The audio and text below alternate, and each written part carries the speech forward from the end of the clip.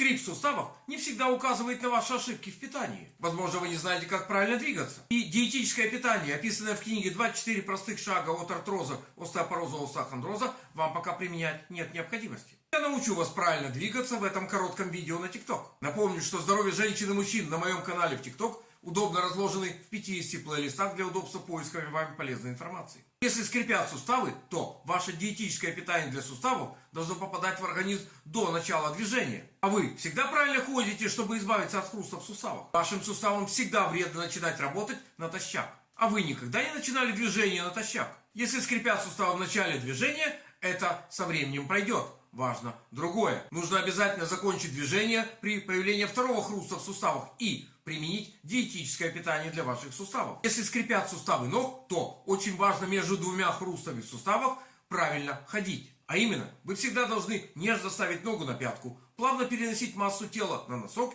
и легким движением икроножных мышц совершать следующий шаг. В этом случае ваше диетическое питание для суставов всегда будет внутри суставов, и хруст в суставах уменьшится. Увлекательное путешествие из первой в четвертую стадию артроза, как описано в книге «24 простых шага от артроза», у вас отменяется. Больше полезной информации дадут мои ответы на ваши комментарии в форуме под видео, а также другие полезные видео на моем канале в TikTok. А для профессиональных любителей читать полезные электронные книги, ссылка на Google Play в шапке профиля. Крепкого вам здоровья и разумного к нему отношения.